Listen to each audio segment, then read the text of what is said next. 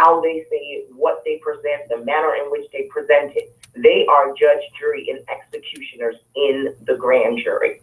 And the grand jury is just regular people. It's not like they have any specialized training or anything like that. They're just regular jurors who come in for jury duty.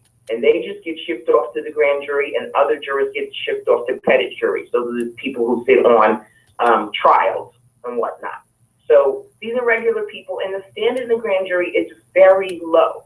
It's not the same standard at trial, which is guilt beyond a reasonable doubt. The prosecutor only needs to present some very bare bones evidence that there's reasonable cause that a crime was committed and this person committed it. Very, very little. So when I heard about the manner in which they presented the case on Tamir Rice, they allowed this defendant to come into the grand jury chamber and give his statement without being cross-examined. That never happens. They don't call cross-examination the crucible of cross-examination for no reason. It's called that because it's designed to extract truths that don't come out on direct examination. But there was no cross-examination here. And so he wasn't an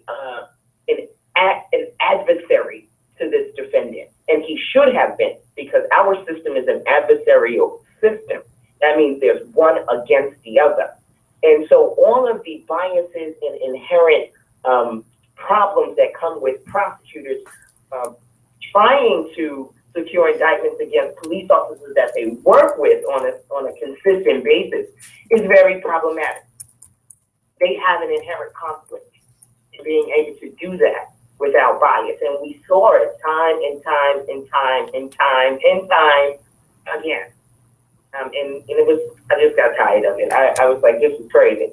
And it really was just a rant. I have been doing the videos, just trying to educate people on the different things that we can do to minimize our exposure to these types of events. So, I was doing what to do if you get stopped, what you do if you get pulled over and things like that. And those videos was getting a little rhythm here and there, circulating. But this one it went crazy. It just went crazy because, people need to know. Absolutely. And I think that's one of the reasons why it went viral is because we didn't know. We were completely unaware. When you said ex parte, I remember that word, but I still don't understand. And you made an emphasis in the video what an ex parte is. What is it? Say that again. What is an ex parte? Ex parte means it's only one-sided. A one-sided proceeding. It's only one party, meaning that usually in the courtroom there is a prosecutor and a defense, right? So the prosecutor will present evidence and the defense has an opportunity to challenge that evidence. That doesn't happen in the grand jury. There's no one challenging the evidence. Now, a defendant has the right to go in and testify on his own behalf with his lawyer. However, the lawyer doesn't have a role in the grand jury. So they're going in on their own, basically, to tell their story in hopes that the grand jury will believe them over the prosecutor. But most defendants are no match for a prosecutor. They know exactly how to handle a defendant in the grand jury. That's one of the things that prosecutors are taught, is how to cross-examine a defendant in the grand jury. So the fact that you would abdicate that responsibility, but there's in knowing that there's no judicial oversight, because it's ex parte, it's just you. It's just one person in the room. You get to say what witnesses are called. You get to say what charges are brought forth. You get to say how those charges are made, what evidence is presented to sustain them. All of that is in the exclusive providence of the prosecutor. So let me say, okay, so for instance, let me put this in layman's terms on how I think I understand this. So, for instance, I am caught red-handed over a dead body, knife in my hand, but I found this person like this, and I'm trying to help them, but this is how it was found, so I look guilty at this time. We go to court, and, there's one side that's saying Tayla did this. This is how long we want her locked up for. This is what we believe. This is all the evidence that we found. And then I sit there as myself no legal understanding of anything and say, I didn't do it. What they walked in on was me trying to help this person that I found. I don't know what happened to this person. I just was trying to help. No. But we have all this evidence over here mounted up against Tayla Andre. But I was just trying to help. Indictment.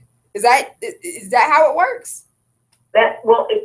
Sort of, because it depends. You don't have to exercise your right to testify in a grand jury. I plead if you don't, then you don't know what happened at all. Okay. You don't get to know what happened, and all of that stuff is sealed until you go to trial. In New York, the discovery rules is you can't even know what happened. You can't even know what was said. You don't get transcripts of the grand jury until you're ready to go to trial. How does that work? Like, how do you as a lawyer do your job if nothing works?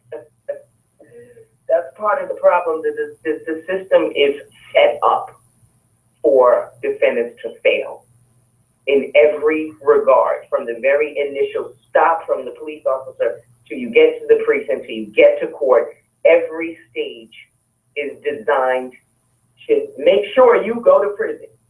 At the end of the day, those prisons have to be filled. This is about money. This is about business. Marco Rubio? Okay, the prison industrial complex is $1 billion business. So if you were charged, say, they found you, and your lawyer, you would get appointed a lawyer right away. If you couldn't afford a lawyer, or you would have a lawyer, and then you and your lawyer would make that decision as to whether or not it would be wise for you to go testify that I found the body the way it was when you saw me. I had just gotten there, yada, yada, yada. You could do that. And if you did that, then you would go in the grand jury and you would tell your story. But that DA in that grand jury would then cross-examine you like you stole something or like you killed somebody. They don't give you the benefit of the doubt like they give cops when they testify in the grand jury. They don't give you that. They try to take your head off. They try to assail your character. They try to poke holes in your story. They do all of those things, which is the point of cross-examination, which they do not do to police officers in the grand jury. They don't do it to them. They don't cross-examine them as vigorously as they do other defendants, which is why these indictments don't happen. It's the way they present these cases. They pretty much soft shoe it, and then when no indictment comes, they go, well, we can save face because at least we tried. We tried to get an indictment. It's not our fault. It's these jurors over here. They didn't come back with an indictment, which I want us to do.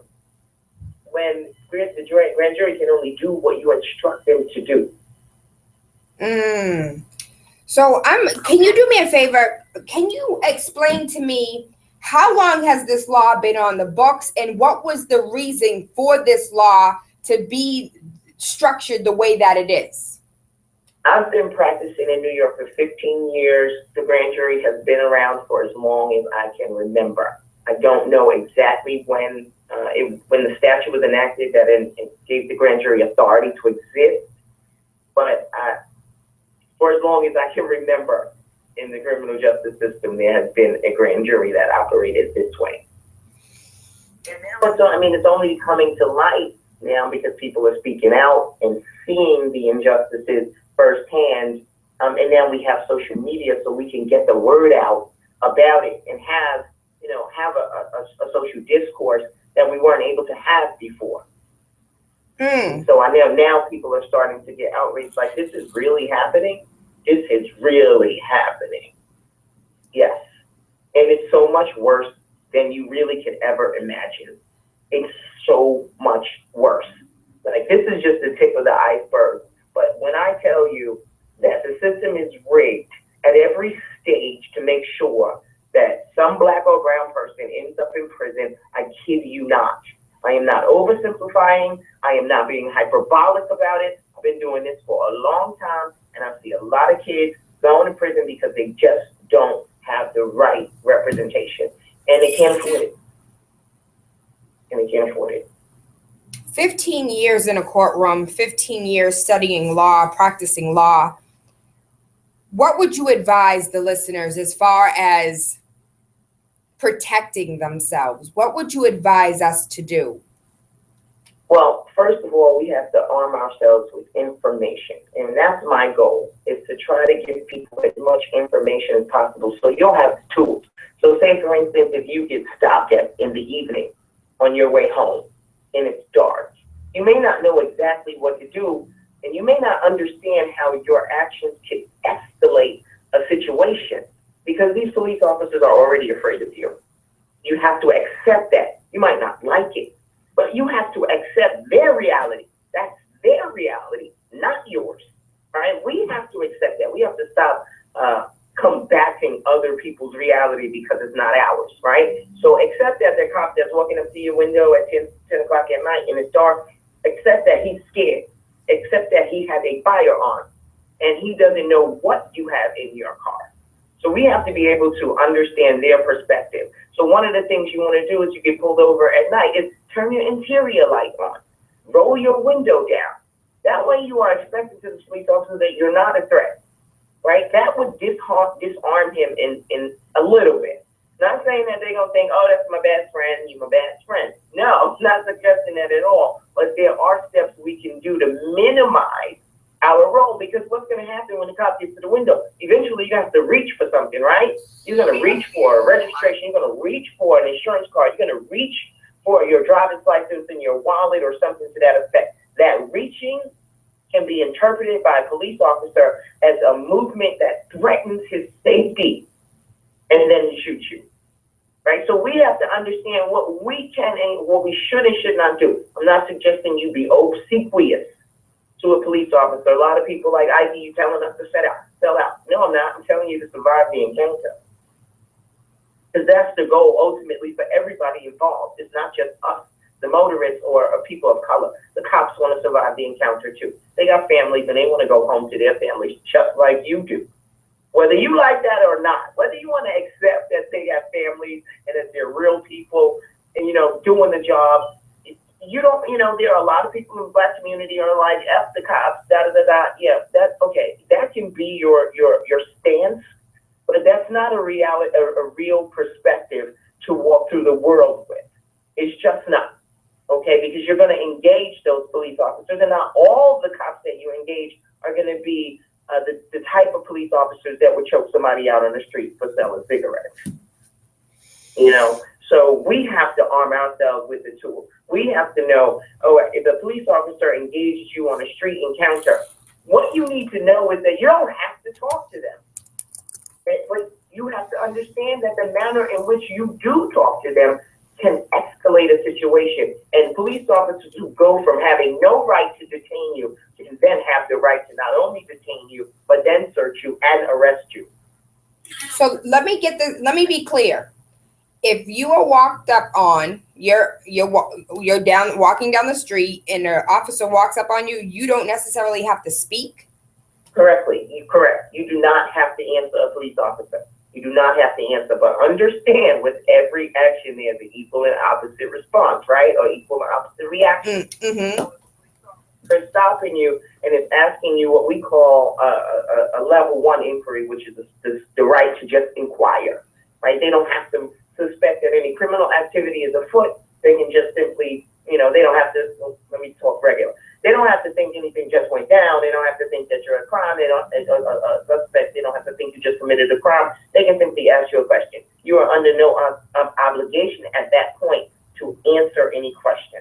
The problem with a lot of people is that they get a personal affront. You ask me, why are you messing with me? And that then raises the officer's level of suspicion. And that goes from now I just asked you a question to now I'm going to detain you. You're not under arrest, but you're not free to leave at that point because you've escalated the situation and now the police officer does suspect something for whatever reason, right? You don't know what information he has. And it says a lot of times they are allowed to lie to us. They're allowed to lie. We just got a call about somebody fitting your description. They're allowed to lie to us, which is why we have to understand what our rights are. When you get stopped by the police officer, there's only one thing you need to ask. Am I free to leave? Because there's only 2 ways they can answer that. You either, yes, you're free to leave, and then you leave. You don't stick around and ask more questions. You don't stick around and mouth off, oh, y'all shouldn't have been stopping me in the first place, pig, whatever, right? Because then you're not going to be free to leave for very long.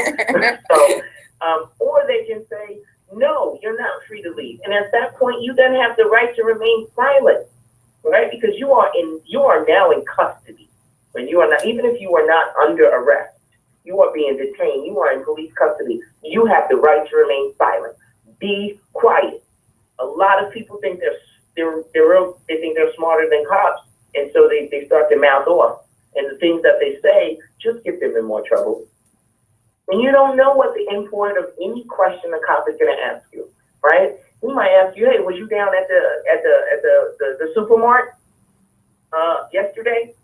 You might not understand the implications of that question. You may not know that the supermarket was robbed yesterday by someone, who fits your description. So you're like, yeah, I was at the supermarket. What? And so you just placed yourself at the scene of a crime. So shut up. Don't answer questions. You don't know the import of those questions. You don't know if it's true what he's telling you or not. So it behooves us to understand that we don't have to answer questions. But you can do it in a way that's not belligerent, that's not disrespectful. You don't have to be obtrusive. You can do it in a way that maintains some sort of professionalism and respect going both ways. Ikiesha, right now we have a caller on the line, and I'm going to forewarn you that we have dubbed him Mr. Nubian. Mr. Nubian is 100% pro-Black, and I am interested in, I'm interested in hearing what he has to say. 617-282-0062. We are currently on the line with Ikiesha Shabazz. And we're talking about trying to understand these no indictments, trying to understand how to move and navigate throughout the justice system. She has videos all over YouTube, and you most likely seen her most popular video when she was talking about the Tamir Rice no indictment and how angry she was in the F America. Yeah, a lot of people loved that video. Mr. Nubian, good rising. How are you? Good morning. I was just going to say, I watched her videos, and there's another guy, he has a ponytail. He gives the same advice. And every Jew that I know that's been locked up has the same problem, a big mouth. They did shut up. What she's saying is absolutely true. Just shut up and get a lawyer. Don't say anything. I don't care what you say about your mama, whatever. Shut up. That's every guy I know that got locked up, he got a big mouth. I'm really surprised that's all Mr. Nubian had to say, but he totally agrees with you. We have another caller on the line, 617-282-0062, Big City 101.3 FM, Waking Up with Tayla Andre. Good rising, caller, you're live. It's you, darling. Good rising. Hi, I have a question. Yes, ma'am. What are your rights when someone comes to your residence? Good question. Good question. Great question. Well, the first thing you want to ask them is if they have a warrant. Okay? Usually police don't have warrants, right? They'll come to your house because they might be looking for someone. You don't have an obligation to open your door. If you open your door, you do not have an obligation to let them in. In fact, you can say to them, you are not welcome into my home. I do not consent to a search. You have to make those things clear. Now, does that mean the cops ain't gonna bust through your door? I can't, we can't control what they're gonna do, right? We can only control what we do. All right, but if they come to your door, one, you don't have to open it if they don't have a warrant. Two, if they do have a warrant, you have to comply. And you have to understand, there's a video I have about the different types of warrants. Not all warrants are created equal. An arrest warrant is different than a search warrant, right? An arrest warrant is for a person. So if they come to your home and they have an arrest warrant for, say, for your son, right? They get to come in and look for your son. He may not be home, but they get to come in and look. They can look under the bed. They can look in the closet. They can't look in your end table, right? Because your son can't hide in there. They can only look where a body can reasonably fit, where a person could reasonably be hiding in a search warrant. In an arrest warrant, right? That's an arrest warrant. They don't get to look in every crevice. But in a search warrant, they're going to tear your house up. Right? If they're looking for drugs or a gun, which is typical on a search warrant, that can be hidden pretty much anywhere, so they will tear your house up.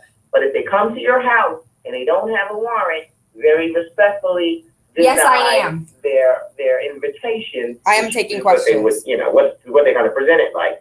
Deny their invitation. No, thank you.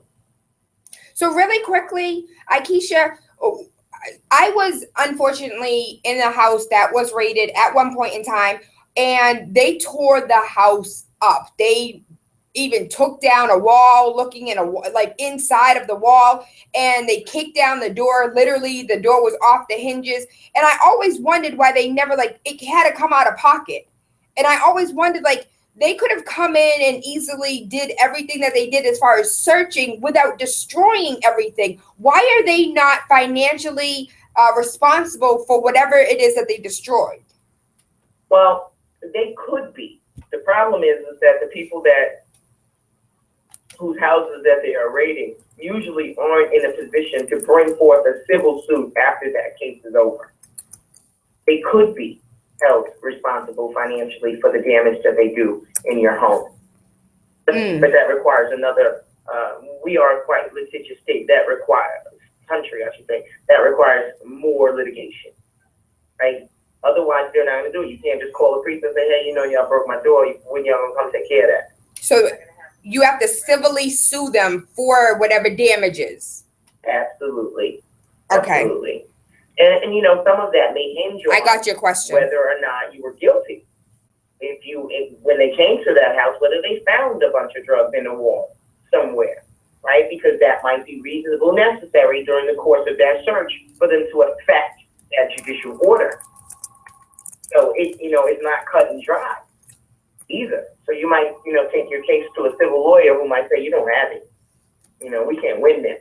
And most civil lawyers take cases on contingency, meaning that you don't put any money up. They put the money up, and they're only going to put the money up for a case that they think that they can win. Which is understandable. Right. Absolutely.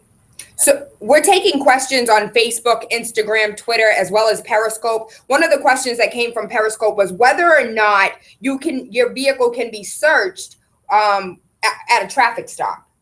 Yes, right. There's a video on that too. I try to cover, as much, as possible, because these are such common questions that so many people have. And people are under the misconception that the cops can't search your car, or they're listening to Jay-Z's 099 Problems and think they can't search your trunk without a warrant. That's not true. I'm so guilty. I'm guilty of that, Ikiesha. I know we all, and listen, I'm singing along. You're going to need a warrant for that. But the truth is, you don't have the same rights in your vehicle as you have in your home. Hey, Turkey. Right? Because love and appreciate you. The vehicle as a movable object. Movable is associated with disposable, meaning that whatever's in there, you could get rid of, or you can easily conceal things in your vehicle. You don't have the same rights in a car. Okay? And it doesn't take much for a police officer to get enough good rising. In his head, right? Because this is all about what the cop is thinking at the time. And that's another issue with the law, because it always focuses on what the officer's perception was, because that's how we gauge his behavior. What were you thinking at the time, right? And how do you challenge what somebody was thinking? You really can't, And they always say, well, I was scared, and most white Americans go, you're scared of a black person? We get that. We understand that. You know what I'm saying? So at a traffic stop, the police officers typically, they can search your vehicle if they believe your vehicle contains some sort of contraband. Now, typically police officers will say, well, I smell marijuana. I'm on right? That's the one they use all the computer, searching for different things, looking for different things, taking questions off Facebook, taking questions off Twitter. And he rolled down the window. Hey. That's believable. Right? And so from there, they can say, can you step out of the vehicle? We want to search. They can remove passengers. If they feel for their safety, they can remove you from the vehicle just for that. Thank you. Do you guys have any more questions? Just to make sure you are not reaching for something that can compromise their safety. So you don't have the same rights at a traffic stop. You do not have the same rights in your car. And yes, the police can search your car without a warrant if they have the requisite cause. They do have to have the requisite cause. They have to have some some suspicion that some type of criminal activity is going on. Hold on, but pause, baby, because the thing that's frustrating me of this conversation is just in the same breath, you told us that the police can lie to us. Yeah, I know, it's terrible, but they can, and a lot of times they do. But that's why you have to understand what you can and cannot say. Because you don't know if Paris. in truth or just trying to get you to incriminate yourself, which is a lot of times what they're trying to do. Police officers are trained to extract confessions, right? They're not trained to extract the truth. And they're very different. There are two very different things, right? So they're trying to always make their case. You got to understand that, and so they are allowed to lie to us. They are. They're not, and I believe in the UK that's not allowed. Right? Okay. In Anybody on UK? That's not allowed. Can you guys confirm, deny that? But here they are. They are. Ain't that America? Ain't that? We have some more callers on the line. 617-282-0062. Again, 617-282-0062. Waking Up with Tayla Andre, Monday through Friday, 5 a.m. to 7. Currently, we're on the line with Ikiesha, Shabazz. Forgive me if that didn't flow out too correctly, but it's correct, all right? All right, because you guys know I'll put your name in the quickness. 617-282-0062. If you can't get through the phone lines, TaylaAndre. Facebook, Twitter, we're taking questions everywhere. What questions do you have as far as these no indictments of 2015? I feel like all of 2015 was no indictment season. What questions do you have as far as any of these previous cases, the Sandra Bland, the Tamir Rice? What questions do you have? 617-282-0062. Good rising, caller, you're live. Good morning. Hello? Hey, good rising. Good rising, Taylor, and also good morning to Ikiesha. I got a question for Ikiesha. I rent a unit to somebody, and then the cops came in and tore up the house. And then when I went to the police station, to the captain said that they have the right to get inside there as long as they have a suspicious person, as long as they know they think their person's inside the unit, they have the right to go inside the unit. That's what the captain told me. And then when I was trying to take that person to court, take the ticket to court, one of the attorneys told me that you better just leave it like that and then call it a day instead of bringing it to the news because I might end up losing at the end.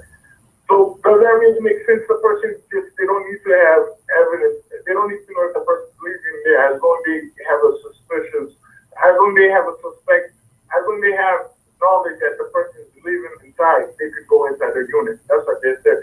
But the tenants that I have on that unit, she denied the person. What city is that? They said they had under a search warrant to search the house. Now it's just that it happened 2 years ago. I don't know what to do. Okay, well, let me understand. You were renting. You said you were renting a unit, and the police officers came in and executed some sort of search at that location. Is that what happened? Is that what happened, caller? I think we lost him. But from what I understand, he was renting a unit to somebody. They came in and they kicked in the doors. He went down to the court and tried to, make a big deal out of it. And the attorney was like, listen, you're going to lose. Did they have a warrant? He didn't mention whether or not they had a warrant. Caller, give us a call back. But okay, so what happens is when you are renting or in any dwelling, police officers don't just come out of thin air and go to your house. They usually have some sort of intel, right? They usually have some sort of informant who is saying, "Yo, I was in that spot last night. They keep a stack in the over the refrigerator. I saw a 9 by the so and so." What they have some sort of information from somewhere. Whether it's reliable or not is another story, and that's usually litigated later in court. But they will get a warrant based on that information. And then they have the authority to come in and either look for that person that they think is selling or engaging in some type of criminal activity, or look for the actual proceeds of the crime. whether Boston, they are the drugs or the Massachusetts. guns or the credit card 101.3 machines FM. or any of that, computers, whatever may have you, then they have the authority to do that. The fact that you rented in When does police have legal right to a body cavity search if it's a woman? Basically, it doesn't mean anything if the police officers have information that something is happening in that house. Now, the information could be wrong. We see that happen all the time, right? The information could be wrong. They could get an informant that really doesn't want to give up the real people that they work for, so they give up some bogus information and they have the cops kick down some elderly person's home. That happens too. But like I said, those things get litigated after the cops break down your door. Okay. There's no pre-break down the door litigation happening. Okay, we understand that. We have another question coming from Periscope, and then we're going to take some more of these calls. 617-282-0062. One of the questions is, as far as a cavity search, what laws are in place if a woman gets pulled over by a man who wants to do a cavity search on the side of the road? Can she request a female? You're supposed to request a female. Most police officers have interest department policies that dictate that only female officers are allowed to search female prisoners. And when I say that type of search, that cavity search or a strip search or something like that, if there's no woman on the scene at that time, they can do an outer body search, but they would not, and that doesn't happen often. They would not conduct a body cavity search on the side of the road of a woman. That would be egregious and ridiculous. Because usually you're looking for drugs. That can wait till you get to the precinct. You know, nobody's gonna pull out a bag of cocaine out their butt and kill you, right? Because really all those searches are for officer safety to make sure you don't have a weapon. But the fact that I might have some drugs in my butt, you can wait till we get to the precinct for that. Absolutely. Right. You don't need to humiliate me on the side of a road and violate me. One, because you're a man, and two, because we're in public. That usually doesn't happen. An outer pat, that might happen depending on if there's no woman on the scene at the time. A man might pat you down on your outer clothing for their safety. Great question. What they call for their safety, to make sure you don't have any weapons or what they say, anything that would poke me or stick me or cut me. But other than that, body cavity searches usually don't happen on the side of the road, and they usually don't happen. Men don't do them to women. Absolutely. Thank you for that. So I have two more questions. First question is, can police run your tag for no reason? Whether you're sitting in the side of the road and you're just in your vehicle, do police have the right to run your tag whenever, however, wherever, or are there any type of stipulations towards running a tag? There really aren't right now, and there's a lot of, I would say, pre-litigation about this.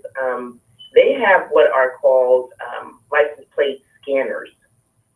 We read a story about this a few weeks ago. Municipalities have these scanners where, as you just driving down the block, they have these cameras that scan every plate. I live in a town where— Is that a joke? What happens when a Jew gets pulled over? Entrances into the town. There's a camera at every entrance that scans every plate that comes into this town and every plate that goes out. Hold on, what? Oh, yes. Yeah, that's right. You heard me. How is that? I feel like George Orwell right now, 1984. How is that legal? Well, see, here's the thing, right? There is no absolute right that we have. Oh, okay. We have no I got absolute you. right. I'm sorry. We have rights, but those rights are not absolute to the extent that they exclude every possible scenario and situation. Our rights are limited to the extent that we pose a threat to the community, right? As soon as there is a threat, then our rights become diminished because we have to be safe, right? And you succumb to that all the time. You go to the airport, you take your shoes off. Hold on, what was that question again that you just wanted me to ask? All those rigorous, not the ones about foreigners, the other one. Oh, about surviving a gunfight under self-defense. Free from intrusion because you want to be safe on the plane. Well, the same is true everywhere else. And the municipalities say we have the right to ensure that the people driving on our roads are safe and don't have warrants, to have updated insurance. They don't have expired registration. And that was the reasoning for the cameras in my town so that they can ensure that all of the drivers are safe. And you'll see them. You come into this town and your registration is expired, they be on your butt like right on rice. Wow. That blows me for a loop. And they know everybody who comes into the town and everybody who leaves. Yeah, absolutely. And they have them everywhere. It's not just New York, Long Island, New York that has like scanners. But that's just my little town. They have them everywhere. So now y'all know. Don't think you over here riding dirty and the police don't know. They know. They just ain't caught you yet. I want to thank the callers that are currently on hold. Thank you for your patience. Really quickly, we have a question asking whether or not there has been anybody who has been in a gunfight with police and have won in self-defense, or the overall question is, at any point in time, when can you have self-defense against an officer? Like when they're aggressing you, don't, what is it? Don't move. And you're like, hold on, but I'm really not moving though. And they're beating on you. At what point in time do you have a self-defense against police? Never. It's very difficult. This is a hard question because police officers, when they are effecting an arrest, you don't have the right to resist under the law, right? Under the law. And so if you're resisting, then you are committing an additional crime. So you can't convert a resisting arrest into self-defense, right? Now, if you were walking down the street casually and I would say a plainclothes officer walked up to you and attempted to accost you and you didn't recognize that he was an officer or attempted to affect an arrest, I got you, foreign status. That'd be a different story. You're defending yourself at that time because you have a reasonable fear, right? You could probably use that in certain situations, but it's always going to be fact specific. There's not going to be any bright line rule to follow. Let me take some of these calls before I get your question in. You might have to remind me. Occurred. And I believe, and I haven't looked at this in a long time, I think Larry Davis, he was many years ago, the police officers, he got into a shootout with cops.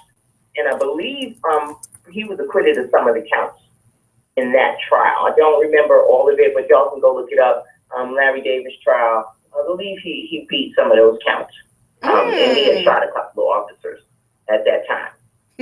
Where some sort of warrant in his house, and he didn't know. He didn't know who they was. They busting down his door, so he started shooting. They started shooting.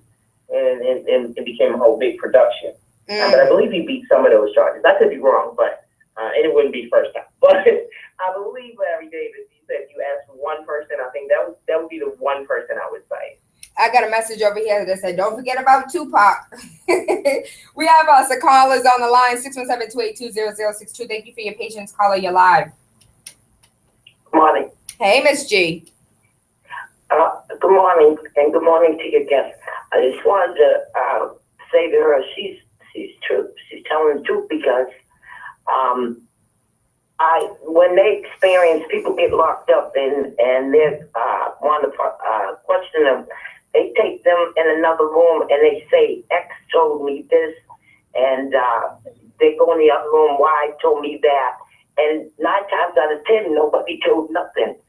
So, you have to be careful of that. And also, too, I mean, justice is just a word, because look what they did to the people in Selma, Alabama. They beat the crap out of them just for protesting. And then the white people jumped in, and there was anybody prosecuted for that. So where's the justice? Where's the justice? I'm looking forward to sis. I'm always looking for the justice. I don't pull no punches. I don't try to, pretend that the system is fair in any regard. And I know that my presence doesn't make it a level playing field, but to the extent that I can try, that is my goal. But you're absolutely right. It's just a word. It's just a word. And in theory, there is justice, but in practice, it seldom is. You know what? And in all honesty, anybody who's ever practiced or whoever studied political science, I feel the same way. Political science in theory is great, but practicing is nowhere close to what you learn about in school. We have another caller on the line, 617-282-0062. Shut off your radio for me, baby. That's okay. Good rising. How are you? I'm good. How's it going? Good rising. Good rising. I just wanted to thank you and your guest, Tayla, for basically giving us very useful information, especially the one that you just asked the officer simply, am I free to go? You're free to go. You leave if you're not. Okay, you keep your mouth shut. Because I've seen so many brothers get in trouble for running their mouth. So that's like the simplest thing you can do, is they kind of diffuse the situation a lot. Because you don't really have to say anything at all, like you said, too. You know what I'm saying? And I just had a quick question for her. How could the justices really continue to work with such a big conflict of interest with the grand jury? Now, business law and everything like that, real estate, whatever, there's conflict of interest that you cannot deal with certain cases or certain clients because you have a conflict of interest. Now, how can something so major, when you've got people's lives at stake and you have people, their lives being taken away, how can something that major, but there's not a conflict of interest in it? How can people that make these laws so highly qualified, how can they not see that there's something seriously wrong with that grand jury process? Because it doesn't affect them.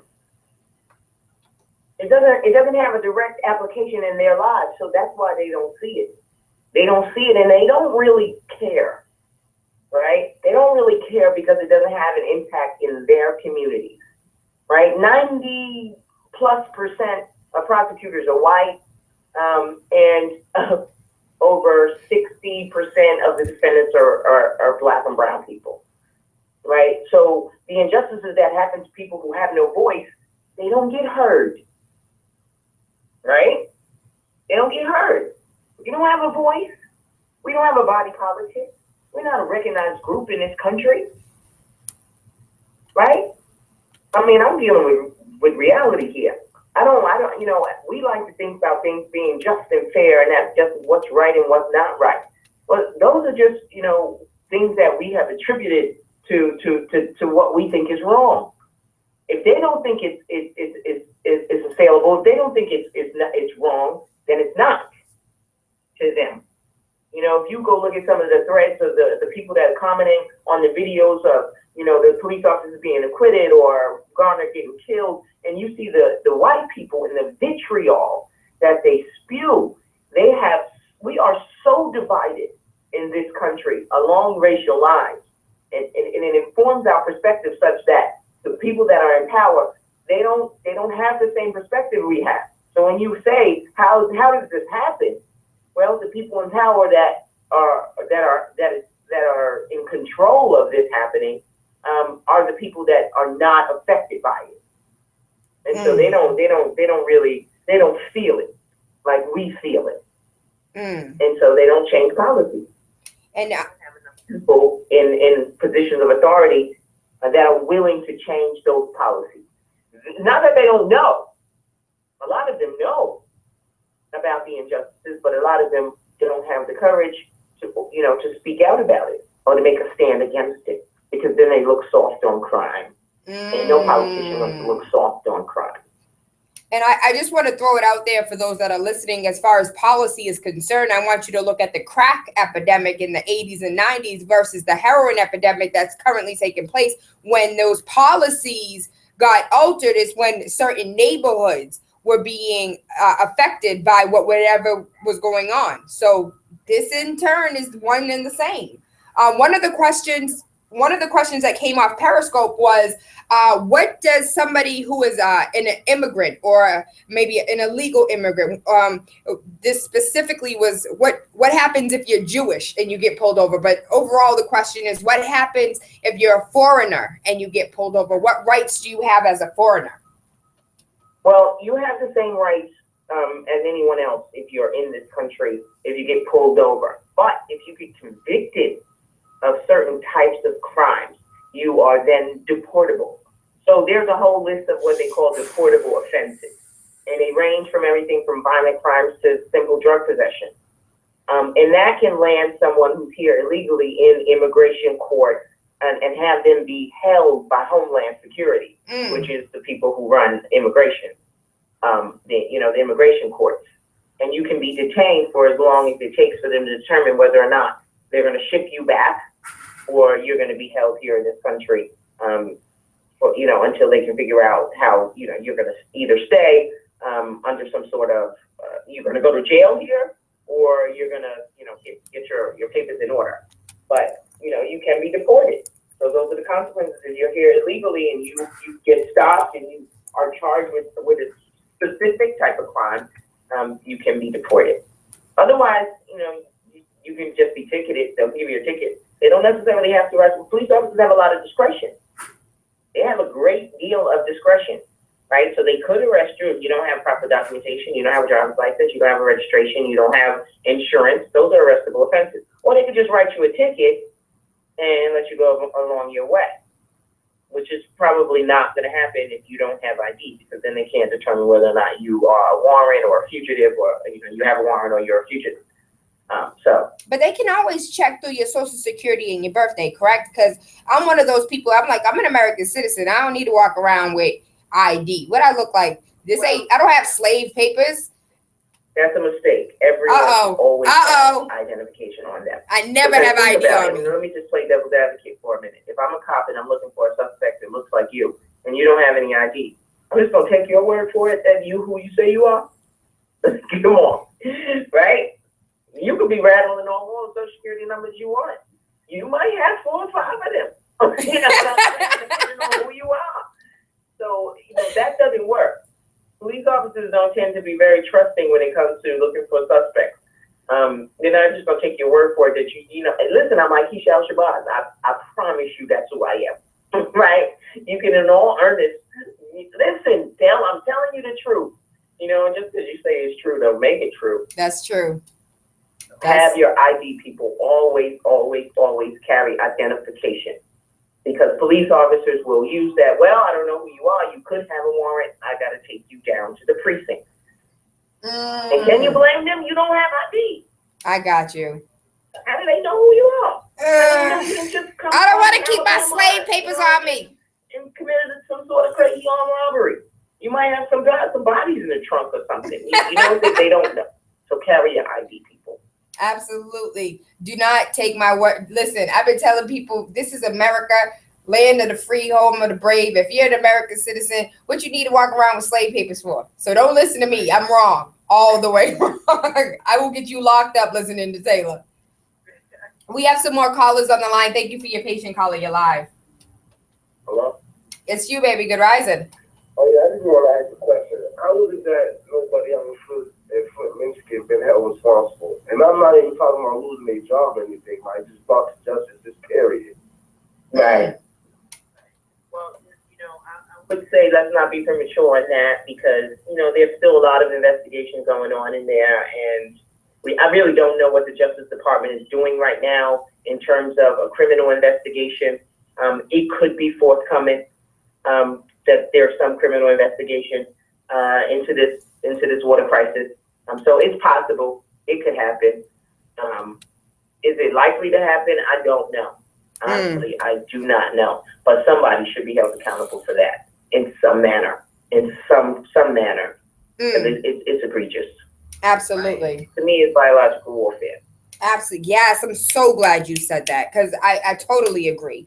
I want to wrap it up because we're getting close to the top of the hour. We started off talking about no indictments and 2015 being the year of no indictments. And I just have a few questions as far as like Tamir Rice and the Cleveland officer having no indictment, the Texas grand jury, Sandra Bland, no indictment. At what point will the families receive justice for this injustice that was done to these individuals? Is that only a civil suit? Like, at what point can you say this person is responsible? And on top of that, I want to piggyback off that question. And in the Sandra Bland video, she says, "You bounced my head off the concrete." My question is, if the baby has some type of seizures or epilepsy, and he bounced her head off the concrete, can he not be held liable for whatever concussion or I don't know what other brain disorders that could have came about that? Like, at what point can you be held criminally liable even after the no indictment? Okay, then that is the end of the criminal case. If there's no indictment, it's over. There's no more, unless the federal government brings some sort of criminal action, which is very highly unlikely. We see that none of the indictments that were dismissed on the state level were ever prosecuted on the federal level. So once that indictment is dismissed, it's game over. Then your only recourse is to bring a civil suit. That is the only recourse that a family has in that instance, and that's where your justice lies, in trying to hit them in the pockets. That's it. Ikiesha, that's it. That's it. That's it. That's it. So Tamia's mama, Sandra's mama, these people have their killers get to walk away free. Absolutely. Absolutely. They get to walk away free and clear, and they have qualified immunity, which means that even in the civil suit, they don't pay. Guess who pays? You pay. Hold on, what? You pay, right? The money that the municipalities are paying, where do you think they get that from? These $1 million settlements you hearing about, right? If this person got $3 million, where do you think the city got that money from? The taxpayers. Taxes. You pay that.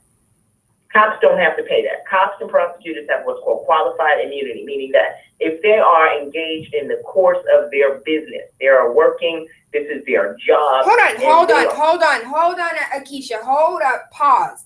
Because doctors have to have insurance in case they are sued. And in case they're sued, their insurance then pays. So why don't officers have insurance? Like, why do the taxpayers have to pay? No, I mean insurance, like they pay. Like, you have to pay this insurance. This is you want to be an officer. This is the money that's coming out of your pocket in case you do some type of effery. We don't have to, the citizens of the United States of America, the citizens of Massachusetts, New York are not paying for your mistakes. This is your mistake. You have to bear that brunt. Like, I'm not understanding how they get immunity.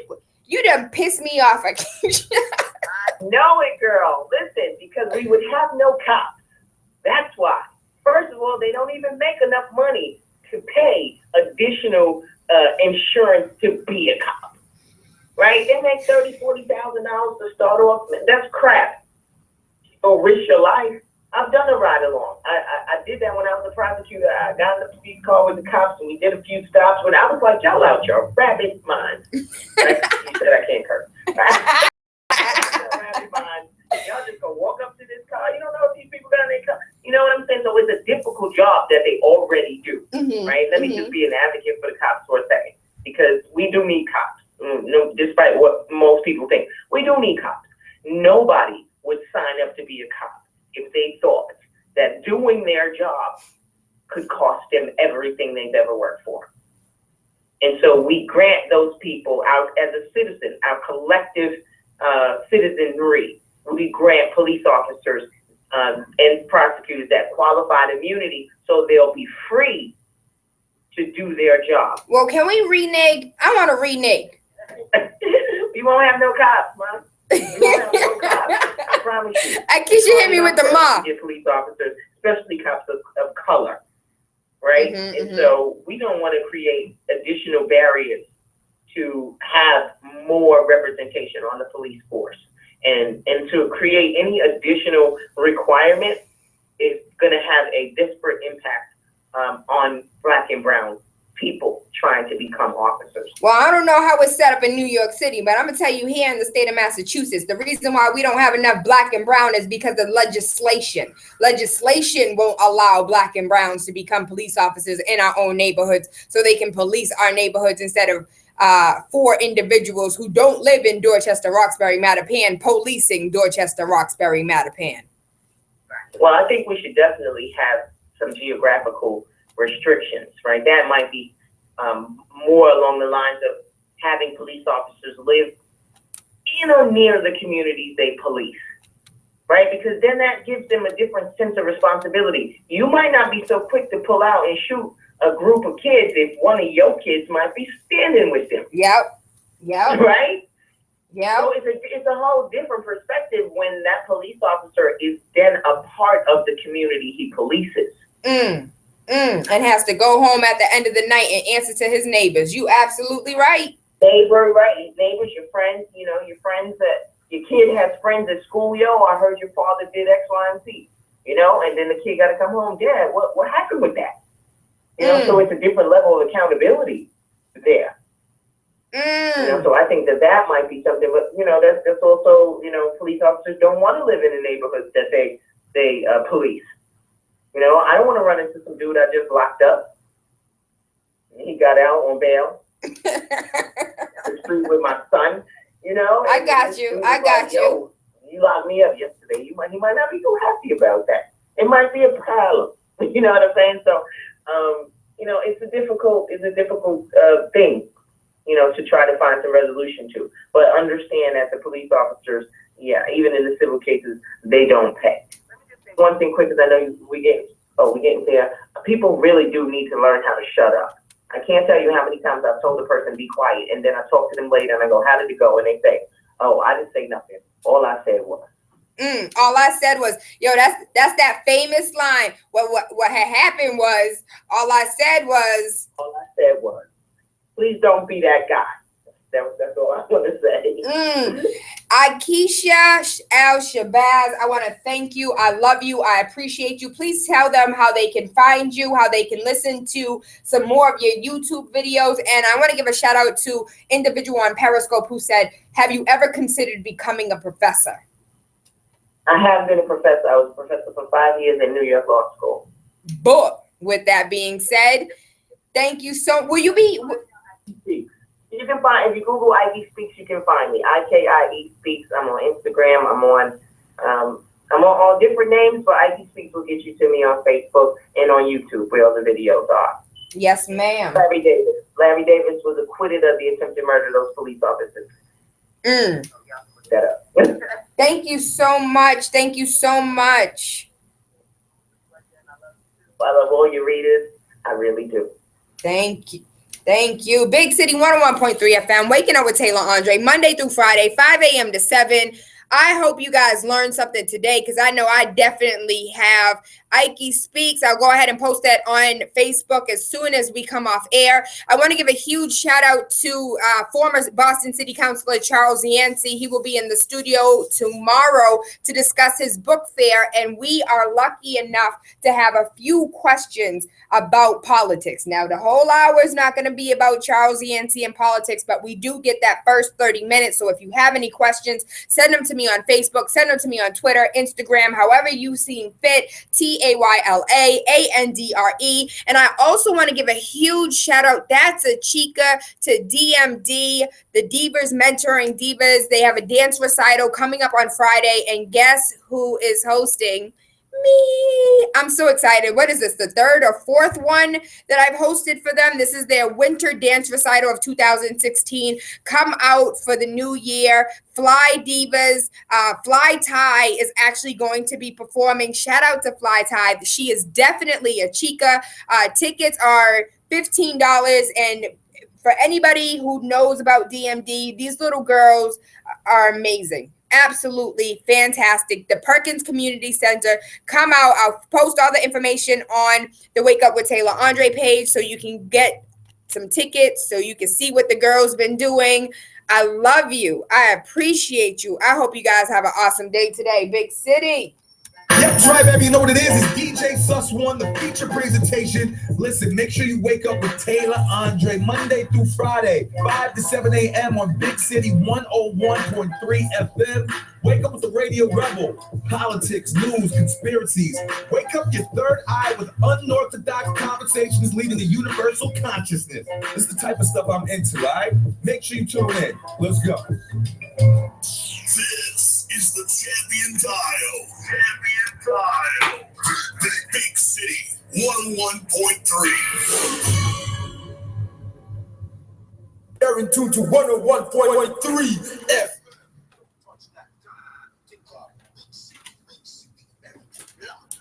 Hey, thank you so much for spending time with me. Shout out to Periscope. Shout out to YouTube. Shout out to all of you. Ike Speaks. Oh my gosh. Her video was so empowering to me. She was like, yo, fuck America. Fuck the police. I can't stand this shit. I'm mad.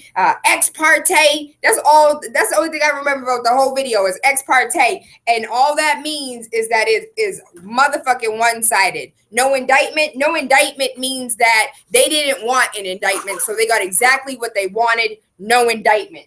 And it pisses me off because we don't know this. We don't go to school for law. There's not enough of us as far as district attorneys are concerned, as far as prosecutors are concerned. There's not enough of us in the legal field. And I say it all the time. As far as the civil rights movement was concerned, it was great that we were boycotting and marching in the streets. But at the end of the day, what actually got shit done was the fact that we had Third Girl Marshall. We had attorneys that were altering policy. And that, you know, when we take a look, I go back to the conversation that we just had with Ikiesha, where she was just like, you know, this ex parte, there's no indictment, the way that this shit is set up, it's set up for you to fail. On purpose. And it's not going to change anytime soon, because if it was to change, that means that somebody else is being affected other than blacks and browns. And when we take a look at what's going on here in Massachusetts, here across the country, when it comes to this whole heroin epidemic versus the crack cocaine epidemic, people were being locked up. Families were being taken out, like as far as DYS or DSS is concerned, children were being taken away from their families because parents were addicted to drugs. But now they're like, oh, let's get you some help. Let's put you in rehab. Let's keep the families together. But I can't tell you how many of my friends have been split up or put in foster homes because their mom was a crackhead, or was put in foster home because the grandma couldn't take care of them, versus now they're trying to do everything to keep the families together. You have to think. I'm going to just shut the hell up. I love you. I appreciate you. Thank you for tuning in. I hope you have an amazing day today. TAYLA ANDRE, Big City.